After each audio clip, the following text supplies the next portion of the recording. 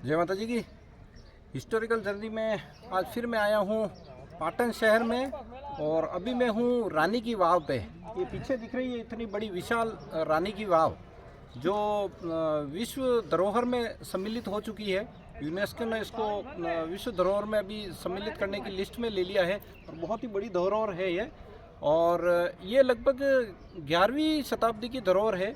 ये पाटन शहर को डेवलपमेंट सबसे ज़्यादा सोलंकी चालुक्य शासकों ने किया था। और प्रथम शासक भीमदेव के महारानी द्वारा ये रानी की वाव बनाई गई है और अपने पति महाराजा भीमदेव की याद में ये विश्व धरोहर में जो सम्मिलित हुई है इसको उनके द्वारा ही तैयार किया गया है। और इतिहास की नज़र से हमें और भी कई चीज़ें इस पाटन शहर में देखनी चाहिए। ये तो सबसे बड़ी धरोहर है और हम जानते हैं कि सोलंकी शासकों ने पाटन में सबसे ज़्यादा डेवलपमेंट किया। कई धरोहरें यहाँ पे हमको देखने को मिलती है और इससे पहले सोलंकी शासकों से पहले भी कई शासक इस पाटन शहर में हुए हैं। ये बहुत प्राचीन नगरी है। आप देखिए कि वनराज चावड़ा द्वारा इस पाटन की शहर की स्थापना भी की गई थी। वनराज चावड़ा जिन्होंने अनहिलवाड़ा नाम से इस शहर को बसाया था और उसके बाद में अनहिलवाड़ पाटन नाम से इसे कहा गया। वनराज चावड़ा ने अपने मित्र की याद में इस पाटन शहर की स्थापना की थी। उससे भी हम प्राचीन जाते जाते हैं तो पांडव भी इस प्राचीन नगरी में रहे थे। पाटन शहर में पांडव भी काफ़ी टाइम महाभारत काल में रहे थे।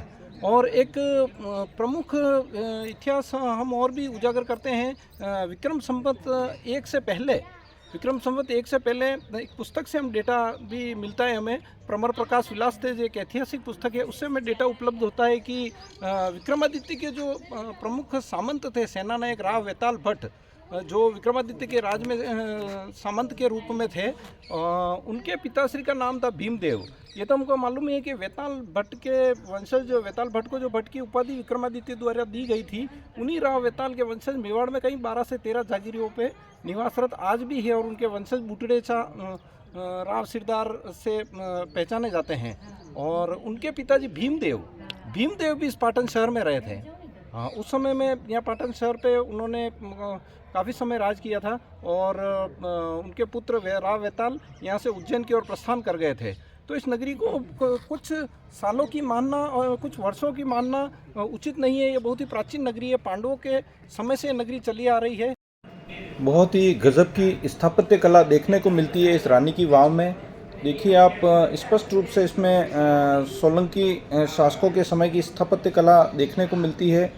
और यहाँ पर देखिए आप इसके अंदर एक विष्णु भगवान की मूर्ति भी स्पष्ट रूप से दिखाई देती है, जो बिल्कुल अंदर वो सामने की तरफ है। वो जो ब्लैक दिख रहा है उसके अंदर गर्भगृह में भगवान विष्णु की मूर्ति है, जो बहुत नज़दीक से दिखती है। सामने जो दिख रहे हैं खंड उनके अंदर। और आप देखिए बहुत ही गजब की स्थापत्य कला है। और ब्रह्मा विष्णु महेश की भी मूर्तियां इसमें दर्शाई गई है। और कुछ अपन जब पूजन कार्यों में कई चीज़ों का इस्तेमाल करते हैं वो भी इनके पिलरों में दर्शाए गए हैं। कई कलश किसी तरह का, ये देखिए आप पूरा बाजोट वगैरह इस तरह से जो चीज़ें प्राचीन काल में दिखती थी। और ये देखिए आप भगवान विष्णु स्पष्ट रूप से दिखाई दे रहे हैं उसके अंदर।